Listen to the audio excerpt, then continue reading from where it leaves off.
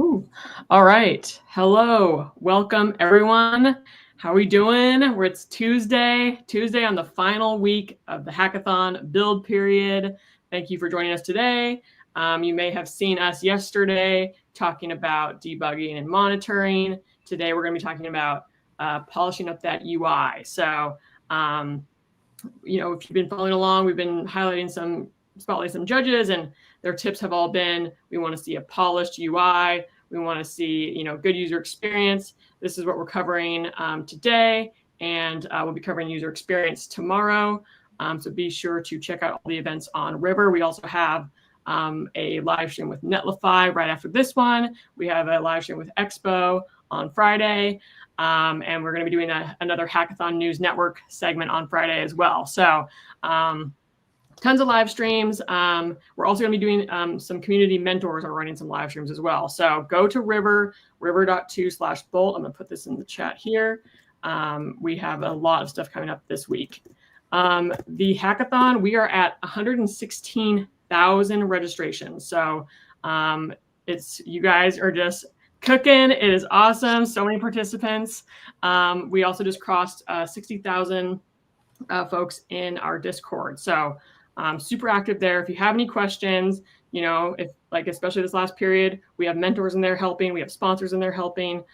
So go check out our Discord as well. Okay. Today with us is I'm Kate on the marketing team. If you haven't seen my face, I've been on these live streams for this Hackathon live stream series for a bit now, but this is your first one. My name's Kate. I'm on the marketing team. With us is Cody, who's head of developer relations at Century. He's going to be walking through, some UI, polishing your UI stuff today. And then also hosting is Jay. Jay is the founder of bestofai.com. Mentor and coach. He is teaching people how to use AI more efficiently, and he's taught hundreds of students how to do so. So we are in good hands here. All right, let's kick it off. Oh, and this will be recorded. It'll be added to our YouTube channel. And please throw your questions in the chat if we'll be answering those live. All right, Cody, kick us off. All right, so hello, everyone. As Kate mentioned, my name is Cody Arkland. I look after developer experience at Century. I spend a lot of time building inside of Bolt. I probably use it, I would say, at least every 2 or 3 days to do everything from building out first versions of MVP applications or going in and doing things like customer repros to help fix issues. So definitely more of a Bolt power user. Yesterday, we jumped into debugging and monitoring. Obviously, I'm at Century, so I wanted to show a couple of tricks that I use inside of Century to go and debug projects like this. I am going to continue that on today. We're going to talk a little bit more around different ways I look at applications and how to polish them up and clean them up and get them ready for more people to use. Obviously, when we're building from scratch, there's a lot of things that we leave kind of in the application, or maybe not as great of experiences initially that we leave in place as we're going through and building out all the functionality. And so this session is really focused on how you start taking that and cleaning up some of those sharper edges and getting it ready for more people to use. So I'm going to share a link. Oh, that was already, Kate shared it out. Thank you so much. Or maybe not yet. Nope, didn't yet. If we could share out the link that I created yesterday, that would be super helpful. I created a simple little app I created in Bolt that we're going to use as part of this. And inside of this, I added a few prompts that I like to use to clean up different parts of projects that I'm using. So I'm going to go ahead and jump in and start sharing my screen now. And I will hang out and share pretty much the entire time. I'm going to assume that everyone is seeing my screen. There's a couple of tabs across the top. Yesterday we did debugging and monitoring. I'll talk just a high-level overview of that in just a second here. We're going to spend most of our time today in polishing UI, and I kind of built this out as a little bit of a checklist, and so something that you can use as you're looking at your project and going through and saying, hey, have I gone through and done all of these things? And when we expand these out, there's a nice set of code snippets in here that are really just prompts. And so you can take these, hit the copy button, and drop it right into Bolt. And I've got a little application cooking in the background over here that we can use alongside this. Not all of it's going to apply to this application specifically, but we can use these at prompts and see how they play out kind of live inside of an app. So again, every one of these is something that you could use inside of your project. And I mean, you can just check it off as you go just to make sure, hey, have I done all of this stuff? And I can tell you, like, if you're building out your applications as part of submitting and you do all of these things, you'll be in a pretty good place overall from like functionality standpoint to make sure that everything is working and in kind of a clean state that the judges are really going to like. So taking a quick step back, what did we cover yesterday? We talked a little bit about getting Sentry up and running. There was some feedback that came through around, hey, how could we get some of this just to be prompts that people can submit? So if you wanted to be able to go, and we're not going to cover it today because we spent an hour on it yesterday and that would not be as exciting.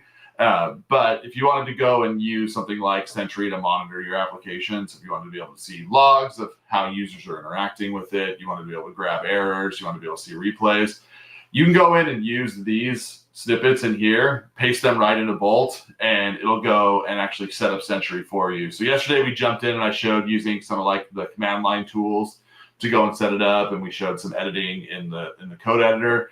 We want to make it really easy, so you can come in here and just hit the copy button, drop into your project, paste it down in the editor, hit send, and you should be good to go. Now, these are all going to run for quite a while, so I don't want to fire this off right now just because I want us to be able to navigate around and do some things in the actual project. But as far as being able to like go and do something with this stuff should help you get running. And what I've done is built this out kind of progressively. So you can go and do the kitchen sink approach that will set up all the monitoring things we talked about yesterday. This will go and set up things like the custom traces so you can see metrics around things. It's going to go set up logs so you can use logs inside your project. So this is a really good way to go and just kind of kitchen sink the approach, do the whole thing. Now, if you wanted to go a little bit slower and step through, I included the individual steps that we went through yesterday. So going in and doing the initial basic Sentry setup, doing logs, errors, getting replays configured the right way, and then getting spans and metrics set up the right way. So again, this was all about the monitoring stuff we did yesterday. It's really good for early projects because it gives you a good view into how users are using your application and being able to give more debugging information to Bolt when things do break in your app. So that was yesterday. Today we're going to jump in and look at how we make your app shine, how we start getting polished into a good spot. These are a few things that, again, as AI goes out and starts looking at like building your applications for you, a lot of times some of these things are done to like fill up the application and make it feel more real, but they don't always wire up to like real things inside the application. A good example of this is like this one right here. I'll zoom in a little bit. This no dead end navigations link one. Very common for a lot of the projects to go and stage up a few different navigation items just to make your nav bar feel full or to show areas that you might build out later on. But as people go in and start testing your application, there's nothing like more annoying than when you go into an app and you try to click a navigation URL that just goes nowhere, it loads nothing, or it loads up a page that says this is coming soon. And so it's good to clean all those up and just pull those out. It's just one example. Another one is things like animations. Sometimes we just have hard navigations to other pages, but we can really make an application feel a lot more polished if we use good animations throughout. So we're going to step through a few of these and just see how they play out as we start to implement them. Another one, obviously being at Sentry, that I think is a really good one, is how you handle errors inside of an application. The reason I bring that up is because, again, there's nothing less fun than when someone clicks on a button that goes nowhere, but it throws an error because it's not wired up to anything behind the scenes. And so again, on all of these, and I'm going to leave this app up. This is running on Netlify, so I was able to just come into Bolt and actually deploy this out pretty easily last night. I'm going to leave this up and running, but you can use all the prompts in here to go and actually start building this out. I have a question for you, Cody, because what I normally do is like I will like kind of map out or like pre-plan some of the things that I do in my own builds. So like I will find the color scheme and I'll like kind of find the design and like inspiration, things of that nature. Do you do similar things? And what resources do you use if you do? Yeah, it's a good call out. What I like to do is, I should have added this to the list. This would have been a really good one. I have a consistent themes one here, but I don't talk about that, or I don't talk about that in this list at all. A lot of times what I'll do is I'll come in and I'll use the discuss option here and I'll ask it about different theme choices that typically exist for applications like this, or I'll ask it, hey, can you make 5 theme suggestions and describe them to me? And AI is really good at telling you about different design styles. You get like the neo-brutalism one, that's like a little bit more of the cartoon style one. You can get like glassmorphism. Like there's all these ones that'll come and prompt you back with, and you can try them really easy. And it's like one of my favorite things to do inside of like building out an application is get AI to help me figure out different themes to actually pick from. Sometimes I know the theme that I want. Like obviously I work at Century, and so a lot of times I'll go and I'll grab a screenshot of the Century website and I'll say, use theme colors from this theme, and I'll paste the screenshot in, and it'll go and do its detection, find color codes off of it, and build you something that feels a lot like that. But most of the time I'll go in and I'll ask it based on the app that I've written, what type of theme choices do you suggest? And so we can try that on the fly here just to see how it responds. So I've gone in and I've turned on the discuss mode down on the bottom left of Bolt. And so, I turned it off on accident. Turn it back on. I want to look at adjusting the theme for this application. Can you make 3 different suggestions for common themes? Maybe I could spell right. That'd be a great idea. Project management apps.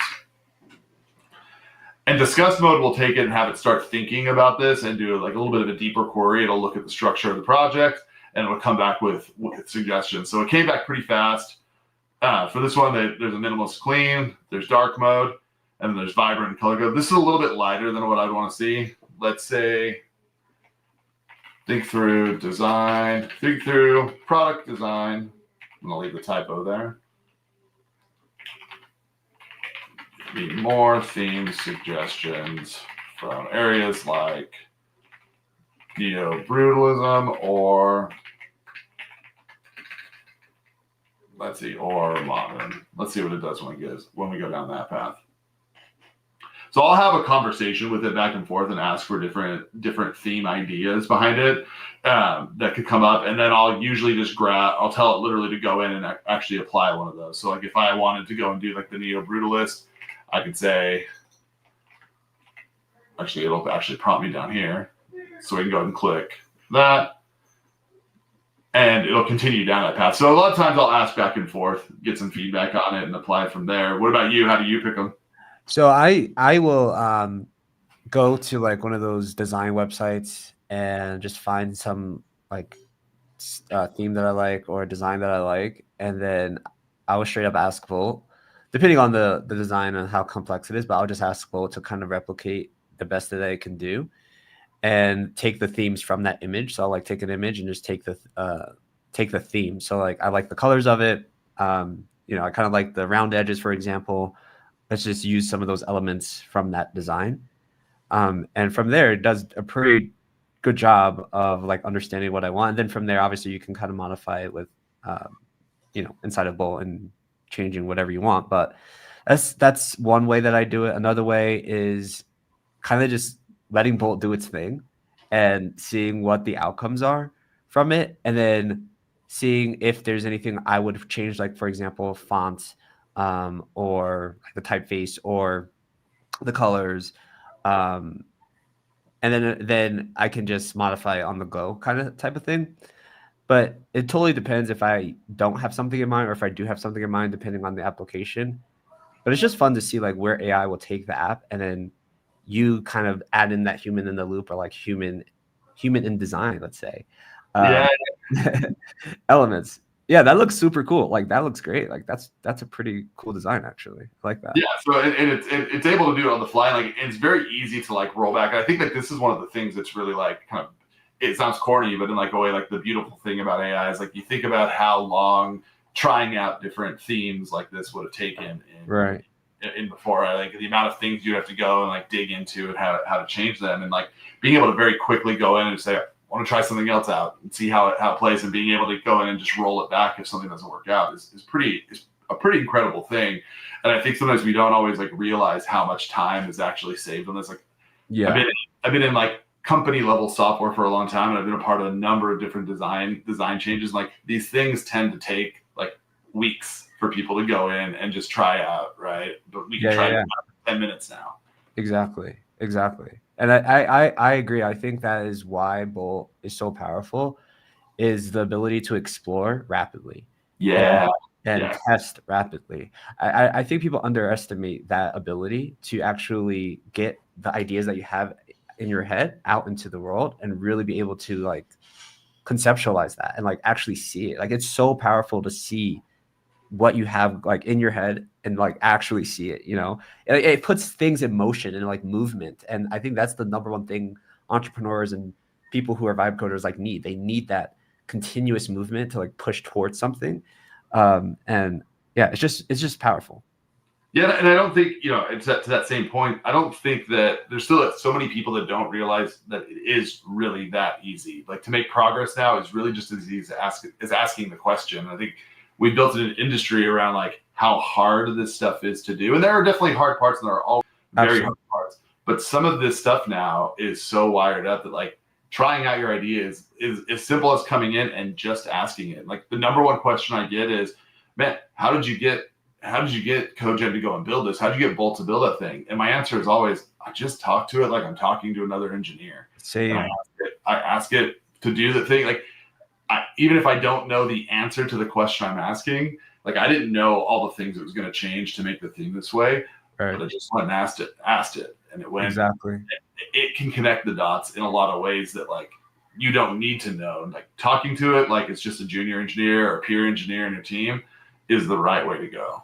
Absolutely. 100% agree. And I think that is also something that I talk about to some of the people like I coach and consult. It's like you have to be open to relearn and like unlearn what you know and then like relearn on how to actually talk to AI, like specifically with Bolt as well. Is like there's no dumb questions. AI pretty much knows like pretty much everything. So why not use it to ask your question that you have? Like, and there's no judgment, So yeah, it's amazing. The other thing, like talking about picking themes out, another thing that I'll do a lot is draw inspiration from other applications. To your point, like AI knows a lot of this and has indexed information on a lot of this. So you can come in and say things like if I'm looking at creating my own little like project tracking application like I have here, I might use things like make this look and feel a little more like Notion, make this feel a little bit more like Linear, right? Like these tools that you use every single day. And like you can start pulling in some of like the elements of applications that you like.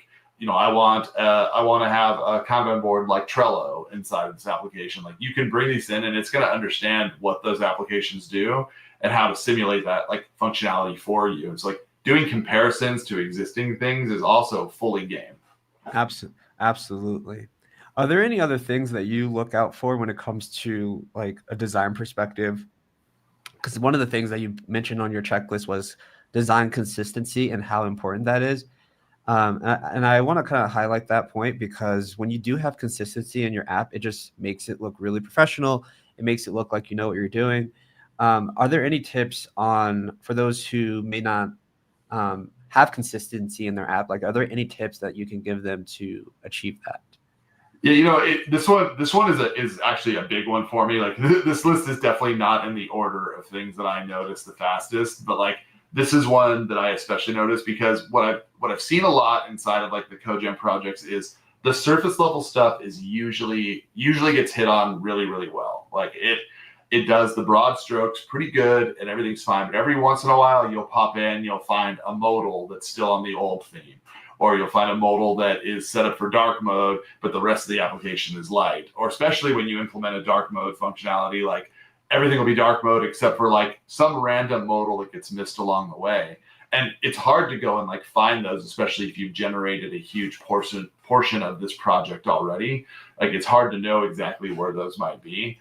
Mm-hmm. It's like that's to me one of like the big strengths of using a tool like Bolt or being able to CodeGen this up is it can go and do that research and search for you and search for your old themes or differing theme configurations for you. And so like my tip is to use some form of a prompt to go and tell it to go check think deeply, find all the areas where the theme does not match, ensure the entire project matches.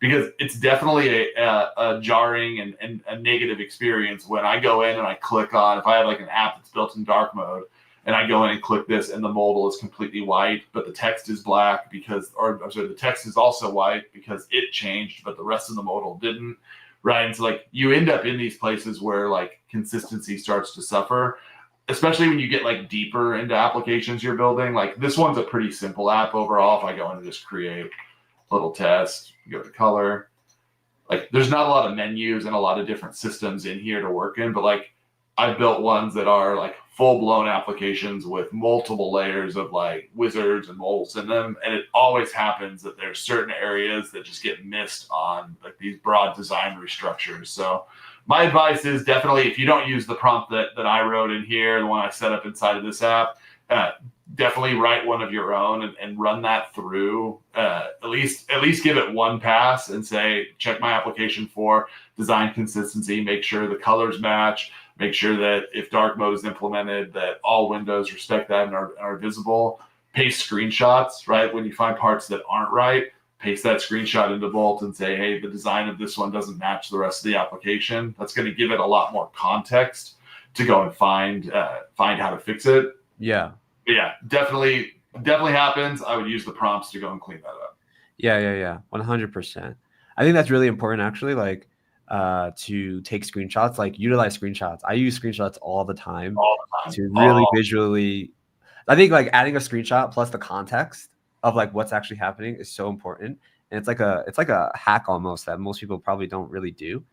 But adding that screenshot, like the visual element, and then also text that supports the visual element to like really clearly define what you're actually saying, really does make a difference. Let's show that off real quick. So what I'm going to do is I'm going to go and I'm going to grab a screenshot of this page. We're going to do something on the fly here. I've got this screenshot captured. I'm going to go back into Bolt and I'm going to say, I wanted to adjust the theme of my app to match this screenshot.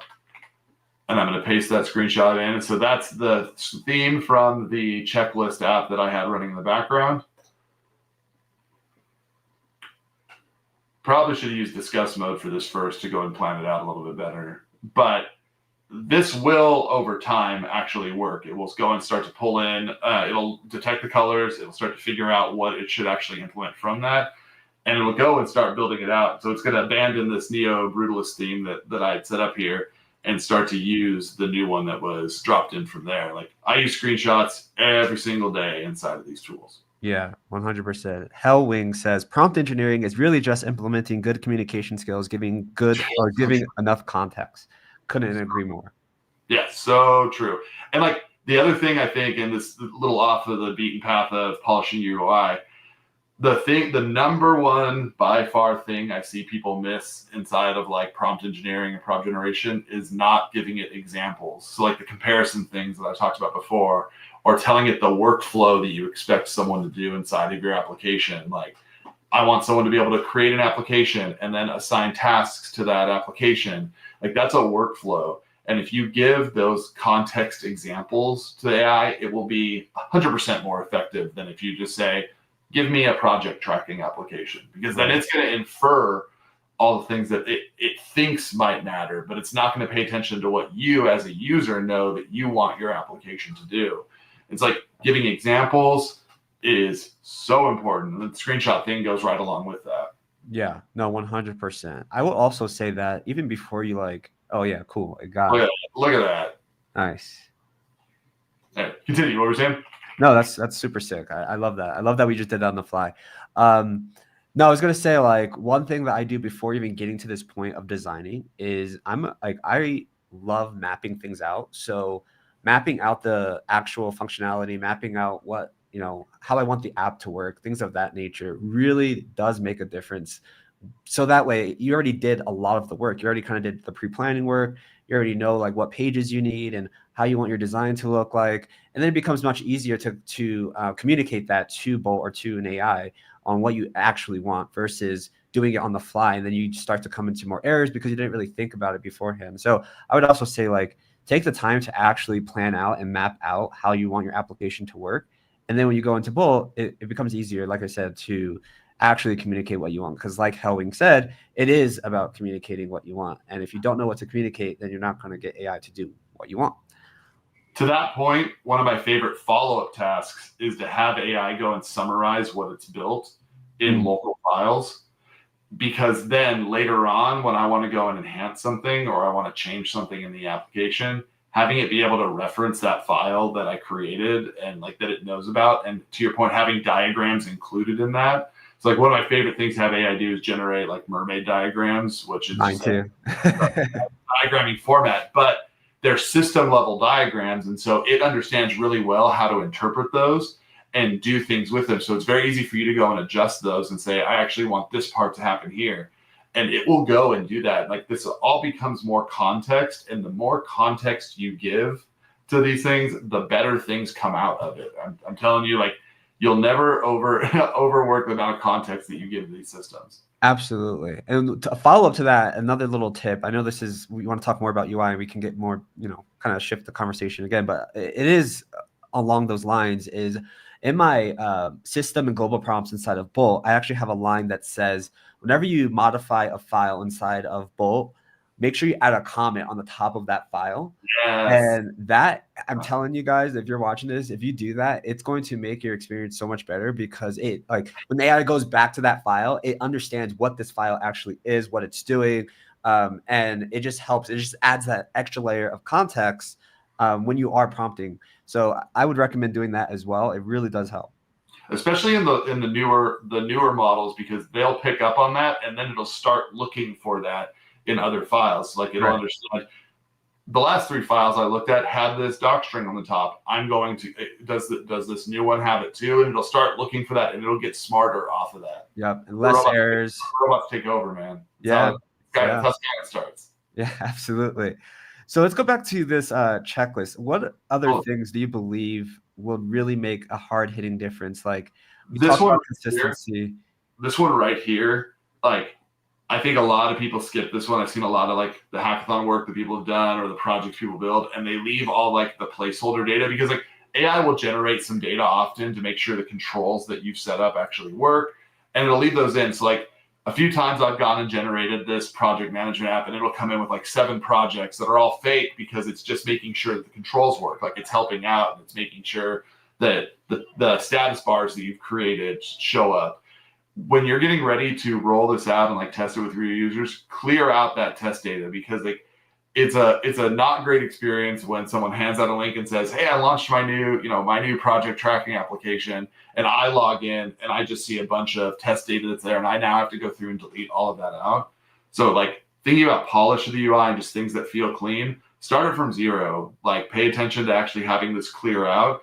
Something that this does in here and in this prompt that I really like is setting up what empty states look like. If you're not a design nerd or somebody who's worked in product a lot, you might not know what that means.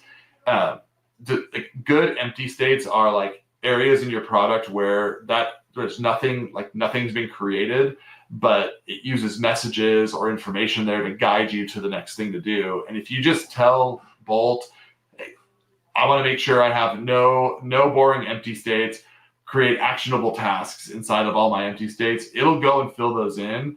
And what you'll end up with is, instead of like this one right here, this is a good empty state where it says there's no projects, but go and create one. You'll get things like this where it's guiding people to do something. A bad version is nothing down here at all, and the person doesn't know what to go do next.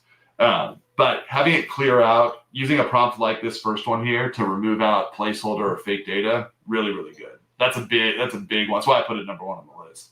Yeah. Big one. That makes sense. I will also say that when you're building, you should also be testing. So if you add a new feature, for example, like test that feature out and continue to test.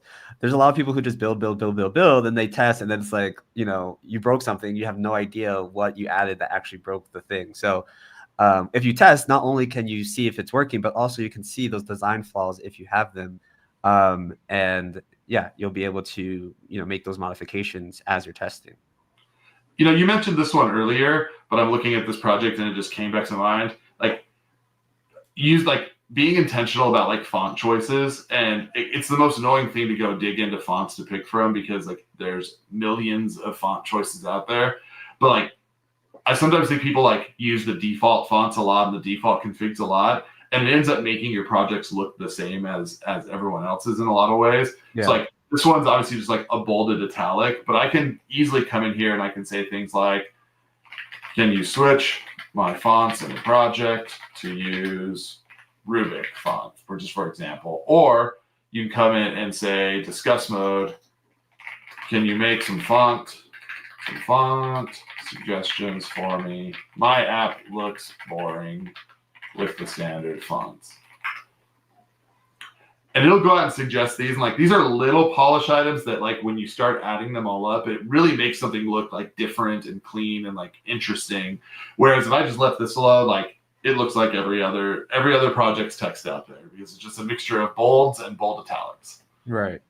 Yeah, 100%. It does add that, like, if you can find a font as well as a design, it really does add that branding or that character into your app that separates you from everyone else. So when you find that really nice combination of colors and font style, it really does make a difference if you take time to do that and put effort into like finding those combinations that work well. And the reality is, like, a lot of people are joining this because you're trying to go and win the competition. You're trying to go win the hackathon. And like, I'm telling you, all these little nits and these little like sharp edges, they really do add up to feeling big, because so many people ignore them. And so many people say, I've got my there's no way anyone can beat my project tracking application. It works great. It's set up here, everything I would want it to be. But when there's 50 people with the exact same default thing, all those little things that you're cleaning up, those little things will make a huge difference. Yeah, absolutely. Absolutely. Someone said, ouch, it looks like I have to change 50 of my project fonts now. Well, I mean, you know. Yes. Awesome. Helwing also made I want to highlight this in the chat here. Helwing says, I list all the tasks, but tell Bolt to complete them one at a time, a step-by-step implementation. I also number the tasks or just write a paragraph and click enhance on the prompt icon. Yeah, that's a really great tip that other people can take reference from. Instead of asking Bolt to do everything, you do it step by step, and it'll have a better chance of completing that task versus you saying, you know, here's a 1,000-line prompt, go complete everything, and it will run into more issues if you don't separate it. Yeah, and there's definitely a science behind that, right? And if anybody, like, it's a cool thing to go and read about, in the sense that, like, if you think about how LLMs work, if I just give it a big paragraph of text, it's going to parse that and try to find the best way to satisfy all of that. But if you tell it to implement step by step, it will break it out usually in priority order and step through them individually to make sure it's all covered. And like, getting these things to think more like systems, again, is how you give it better context and how you give it a better path forward. The less you can have the LLM infer and like, meaning go like figure out for itself, the better off you're going to be. You want it to do the heavy lifting of implementation, but you as the user should dictate out, like, I want you to follow this flow. This is really important. Absolutely. And use discussion mode. That's why it's there, so that you can, figure, Sleep on discussion mode way too much, man. Like, it is such a huge feature. Cool. Is there anything else that you would like to highlight before we're going to bring on another guest to talk about how you can submit projects? So before we do that, is there any last like little tips that you can give the audience? Yeah, two quick ones that we won't demo these ones since we've already done a bunch of hands-on stuff, and I think these prompts do a really good job of like getting people going. So just go try them out. I really like when people go and bring like some clean animations in. And when I say clean animations, I'm not saying like everything on the page slides in from the left, but when I click a navigation item and it's got a nice fade to it, or like it's a clean transition between pages, that's really nice. And so like, these are things, again, sharp edges on an application and things that make it feel stand out. Grabbing a prompt like this and dropping it in and having it go and clean up the way your application moves between, really, really good thing. I'm actually going to let this one run in the background while we talk about the final one, and that'll be the way we close off, seeing if it actually implements some of these nicely. Yeah. The final one that I'll like talk about without actually implementing is like the responsive design one. This is one I think that people miss a ton. For those who don't know, what responsive design is being able to change the size of your browser or change the size of the view and having the application adjust to that. And I see a lot of the apps that get generated, and when you smush the window down, it just collapses everything very closely or makes a huge scroll bar, which is not like a great experience. It's less of it's a huge concern when someone moves to mobile devices, which if you think about the amount of people who only browse from mobile devices is a ridiculously huge number. It's way more noticeable on different like screen sizes because, for example, I'm running on a 32-inch monitor here. Some people only use their laptop screen, which is going to be a very different resolution. Some people are zoomed way in because of accessibility reasons. And so like their UI is much bigger. And so making sure you have a good responsive design and a design that understands what to do when its space gets a little too crowded, very, very, very, very important. And a good way to like bomb out on a hackathon is to ignore this one. And then somebody comes in with a different type of laptop or a different type of monitor than you experience, and it looks completely different. Your UI is pushing elements down to the bottom. They don't see a button that you expected to be there because it's pushed off the screen. This one is huge. Arguably, like this one can ruin your project completely if you don't pay attention to it, because controls can be completely lost and a judge might think your app just doesn't work. Yeah, makes total sense. Is a huge deal. I would say to summarize, so John asked, define what clean means. Like how do you know what is a clean page? So just to summarize everything that we discussed, it's consistency throughout your application, making sure that you have colors and the theme matches. You don't have, one modal that's square and then another modal that has rounded edges, for example. Everything is consistent. Your theme and your colors are consistent. You have responsive design so that no matter if it's on a smaller screen or bigger screen, the application still looks presentable. And then obviously all these other tips and tricks that we pasted or that Cody has created that you guys can go check out. But it's really just making sure that it looks cohesive and it looks like it's something that makes sense altogether when you look at it. Yeah, sorry for the vagueness on just saying clean over and over again. Like I think you summarized it really well. It's like landing in the application and it feeling like an app that's functional, that like when I click on things, it's doing the things it expects it to do. It's not breaking. Like it just feels like a real application. Yep. Love it. So I saw it started to do, we're not going to wait for it to do it in time, but if you watch, you can see the animation starting to kick in. It was a little bit smoother as stuff loaded up there, right? So things faded in a little bit. When I highlighted over that, a nice little spin. Like that's a cool little element of animation that it does there, where it spins that little plus around. I dig that. So it's starting to put the things in place. It'll keep chewing on it, and so we want to let it run in the background. But I'm pretty happy with how it's starting to bring those in. And you can see like it's a little thing, but it just feels a little bit cleaner than the item just dropping in. So like I always use the term like sharp edges a lot. Like just having it pop in works, but it's just a sharp edge, right? It's just a sharp edge of it just plopping in. Whereas when it just fades in slowly, that's a nice experience. So that's clean to me. Got it. Awesome. Yeah, this was cool. It did it live. I feel really good about what it's starting to do. It's still working through it. It's going to take a little bit, so we're not going to wait for it. But I hope this was helpful. I hope people learned some stuff. I hope some people got some tips and tricks out of it, and use this page. Feel free to tag me on Twitter. Let me know if you'd like to see more on this or if you disagree with them. I'd love to hear some different opinions, right? People like Jay and I stand here and we spout off all of these opinions, but I love the debate, and like this is all still so new in the grand scheme of things that we're all just figuring it out. And it's great to have some back and forth conversation about it. Absolutely. Yeah, cool. I think and one shot is pretty good, like with Bolt, like you get really well designed sites, but anything you can do to kind of like stand out and like kind of differentiate, and like those little details really do go a long way. But yeah, I mean I'm excited. We've gotten a lot of requests for like visual design stuff, so yeah, also tag us too if there's anything that you want to see from us on visual design or resources there. Okay, I forgot to mention this in the intro. We are going to have Michelle come on and show everyone how to walk through the submission process for your project. So I'm going to bring her on here. Hi, Michelle. How's it going? Good. How are you guys?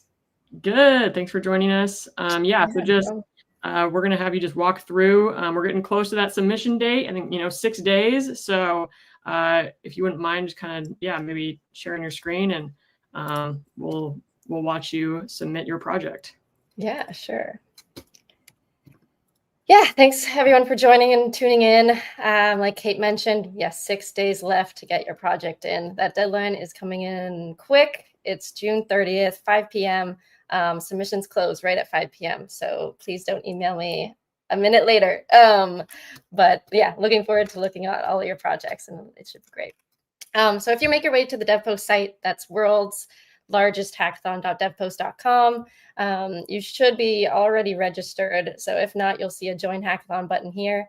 Once you're in there, you should see Start Project or see My Projects. I've already started a few, playing around with it. So once you're in here, you can see your past projects. And at the end of the day, you just want to make sure it says submitted here. This is my draft. This is submitted. Very important to make sure it's submitted at the end. So I'm going to create a new one. You can create a new one here. And it's going to kick me over to Project Overview tab. Simple name, elevator pitch. But you can also go backwards and manage your team. So send an invite based on their emails, or send a secret invite link to them directly. So anyone that clicks on that will be added to your project. So definitely send that in a DM. So let's add some stuff. I'm going to do the same project I did, which is a cat calculator. It'll save your information as you go. So definitely keep that in mind, but click save. The next page is the public project page. This will show up in our project gallery once we open it. It'll also show up on your profile. So this is about the project, the public link to your project, and a few other info. So this bit is all in Markdown. So you're able to format it nicely, add images, add hyperlinks, but all in Markdown here. So I have this pre-written thing. And you'll want to add some inspiration, what it does, how you built it. Some solid suggestions there are built into what those headlines should be about. Share what you learned. One tip, obviously mention that you use bolt.new. I've seen a few that don't even mention it, but they're actually eligible projects. So definitely be sure to mention all the tools you use, and that's especially important if you're going for a challenge. So just be super clear on your whole project here. There's also built with tags, so that's another little addition you can add. And this try it out link is the public facing version. So there's another area that you can add the public link to your project, and that's specifically for judges. But this is the one that'll show up on the site for everyone to see. So let me grab that. That's my link.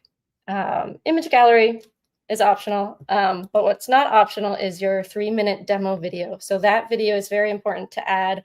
That should actually show the project working, not just screenshots, not slides telling us about your project, but it working, and tell us about the features, function, why you built it. This is your pitch to the judges and is important. We know you've spent so much time on your project, so show it off well. So let me grab that. It should be uploaded to YouTube or Vimeo, made public. Make sure it's publicly accessible video, and playback is allowed.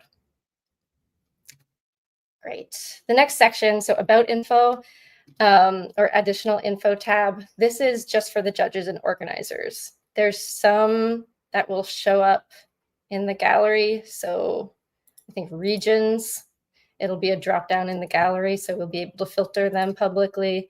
But everything else, so this link will only go to the judges. So my link is just going to be the exact same one that I just used over on the other tab. And then that's that question. And then confirm your project shows the built with Bolt badge. Just that's more of a reminder than anything. Definitely check out the guidelines on the challenge requirements for that built with bolt.new badge. And then this link, I'll show you what this looks like. It should start with the text added here. Let me get back and I'll show you where I got this. So this is literally from when I built my project. It's the URL that is in Vault when I built my project. So you can grab that quickly, and it shows usage of Vault.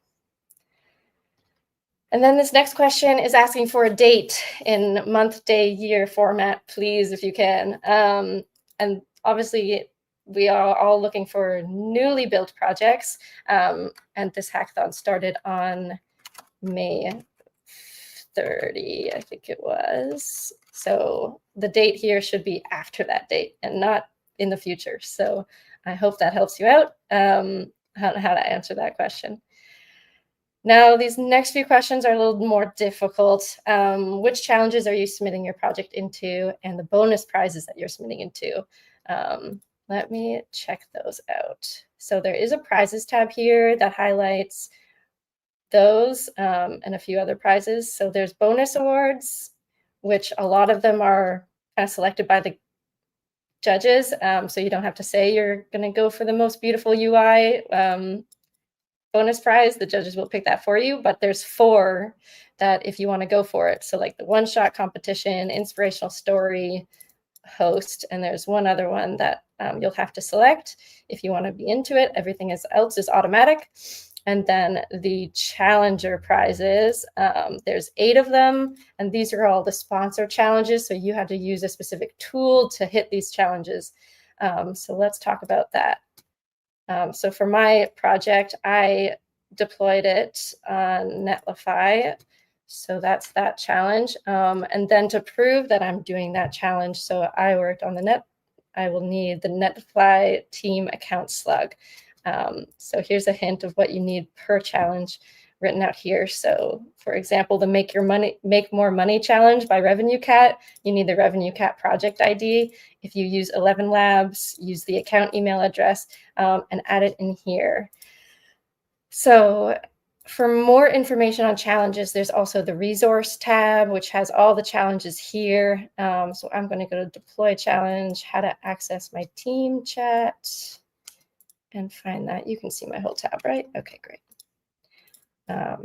So I'm going to take that over and put it in here. Great. So that's why it's hard. You kind of have to go find out what to give for these challenges, but hopefully it's pretty clear here. Bonus challenges. I did a one-shot competition, and I'll explain that a bit. But the other ones you can opt into are the standout event hosts. So if you hosted an event, you can put yourself forward there. If you did an inspirational story or you built in public, you can opt into those as well. So I did this one prompt, and then I actually deployed it and added a badge. And we'll see what the judges think about that. The next few are definitely just administration level questions. So I'm an individual, I'm not a team. Organization name, not relevant for me. I'm in Canada, so North America. There's prizes per region. So definitely want to make sure that country makes sense with that region. And then this is just feedback for us. More hackathons. Great. And last but not least, check off the terms and submit that project. And definitely review it afterwards. The judges, yeah, like the previous hosts were kind of saying, they like it clean and well presented, make it look real. Same goes for your demo video and your write-up. Put some effort into this and make sure it looks good for the judges. And Michelle, you can edit it after you submit, right? For sure. Yes, you can edit it at any time, as much as you want. So you might as well just go submit what you can now and keep editing it. But it does lock down right at 5. Yeah, and I think the biggest takeaway for me in this was just how thorough this is and how much time this takes. So just really want to think through and, dedicate some time, sit down, and just think through each question. Again, the small details, will stand out, and awesome. Let's see, we do have some questions here. There are 6 days left. Is it too late to join the hackathon? It is not too late to join. You can still join the hackathon, and you should. Hackathon.dev. register. Also, what was I going to say? Oh, there's so many prizes. I mean, so many prizes, $1 million in prizes. And we have so many categories. So yeah, the grand prize, but like, look at this list. I mean, it's just like keeps going, regional prizes, bonus prizes, future unicorn, make more money challenge. So there's so many opportunities to win. Just make sure that you're going through and looking at all these categories. And, we would hate for you to spend all this time making this awesome project and miss one of the categories that you want to apply for. So just go through and look thoroughly. Okay, let's see. There was a question about, okay, Michelle, maybe we can tag team this one. If we have a front end and video, how to use it? What can we omit from GitHub so we don't share database or code that we want to keep private? Right. So we're not asking for your GitHub repository. So you can keep that secret and private. It's just the published version of your project. So for example, mine was that Netlify URL. Yeah, so we're not asking for code. Cool. Awesome. Okay, let's see. Any other questions about the submission process? Throw them in the chat. I think that's all we have right now. If you have more questions or you are like, what the heck, where is it? If you're seeing this for the first time, I'm going to share the link here for DevPost with all the prizes, all the resources, and everything that Michelle just walked through. Awesome. Thank you so much, Michelle. Really appreciate you coming on. We have a few more minutes. Okay, we're going to say goodbye to Michelle. Thank you for joining us. I'm going to remove you from the stage. We have a few more minutes to cover some questions about UI specifics. Let's see. Oh, now we're getting some questions and actually about the challenge. Can we select multiple challenges? Yes, you can. And you should. Okay, let's look at some questions about, looks like John had some questions about UI stuff. Cody, going back to your discussion on fonts, there's a question on, is there a difference on load time based fonts? WordPress has that issue. Not that I've seen. Usually because AI is pretty good at figuring out the right places to bring those in. So like I haven't seen that. Jay, I don't know if you have. Jenna, I haven't seen it be that much of a problem. What I've seen more common is it hallucinating like a font that exists and just using like fallback fonts to baseline ones. But I haven't seen the load time problem. Yeah, the only time that you have a load time problem, from my experience, is if you're actually calling the Google API, like Google Font API, because then it has to call the API, get the response, then load the fonts from the API. So typically you would want to download that font file and then actually use the font file versus a Google API. But yeah, that's the typical process. So I would recommend just downloading the font file and then using that instead of using any type of third-party APIs, which could slow down the app. Yeah, if you do have to use those, like make it like some sort of a block, like put it behind a loading indicator or whatever, so that like you ensure the font loads before completion. You can go back to like the sharp edges thing. It's a jarring experience when an app loads with like the default font and then like flickers to suddenly, Inner loads up or sans serif loads up and the whole thing changes. Like that's a sharp edge that just doesn't feel good as someone like using an application. And you can get all of that's like promptable. So like when I say put a loading state in there, just talk to it, ask it. Say, I'm seeing, and I'll literally tell AI, I'm seeing the font change suddenly when the application loads. I want to put a loading indicator and make sure the font loads before the page loads, and it'll actually do all that for you. I would also say go watch the video that we from yesterday's live, where we talked about Sentry, because Sentry could also show you the loading times of certain elements on your application. So if you're concerned about loading times, plug in Sentry and then see what's actually taking a long time to load, and then you can make those adjustments. Yep, you'll see, like, especially for ones like Jay's point, when you see like it pulling down like a font cache, you'll see it actually as a resource, and you can see, wow, this one's taking 7 seconds to load. This maybe I should use a different font. Maybe Wingdings is not the font I should use. They may not be. We actually have a question about Sentry. Yeah, so that one you'll get error messages inside of Sentry. You'll be able to see inside of like Traces view, or even like if you're using logs, you'll be able to see it there also. You can definitely set those up. So definitely use the stuff on the page that I showed before, the one that we linked out. And when you go in and set up Sentry, you'll be able to track things like that. Amazing. Okay, it looks like for that one specifically, you want to look in the traces view and look at the trace for your application, because you'll see those resources load and you'll see the ones that bomb out. Looks like we do have some questions here. Okay, this is about the hackathon. For the silly challenge, it can be all in bold, and the resources is a good reference for this as well. All requirements are here, but yes, the silly shit challenge. I don't know. Why can I say that? They're swearing over the air here, but that is the name of the challenge, and I just put the resources link in the chat here. And then let's see. Can I select multiple challenges for a single project in submission form? Yes, you can. Oh, okay. Michelle is reading us live here. Sorry. For the Reddit. Okay, sorry. For the Reddit challenge, you do need your Reddit username and a link to the Reddit demo post for Reddit. So yes, sorry. Thank you, Michelle. And then yes, for the for the multiple challenges for a single project, yes, you can select multiple challenges for a single project. Awesome. Okay. Let's see.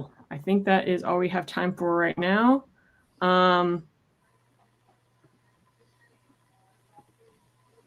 Sorry. That's all we have time for right now. Thank you so much for joining us. We will be doing another live stream with Sentry tomorrow, talking about the user experience. So kind of building on top of what we did today. Today was UI, polishing that UI, looking at specific elements. Now we're going to be talking about kind of the user journey and providing that user experience for folks before you submit your project. Yeah, I shared all the links. We will share all the links in the description for this recorded YouTube session. And certainly, rewatch that portion of the submission video. We'll also be sharing more about how to submit and tips for submitting throughout the week as well. Again, go to River, look at our upcoming live streams this week. And yeah, I mean, we have so many, we have 6 days, but I feel like we have so much stuff coming up. So definitely stay tuned. We will be, putting out more, we're doing more giveaways. If you saw yesterday, we did some giveaways on X, live streams. And let me know if there's anything that you want, that you're like, I would really need this to get across the finish line. Let me know. I'm Caterade4 on Twitter. And yeah, amazing. Thank you so much. Thank you, everyone. Thanks, everyone. See ya. Thank you. Bye-bye.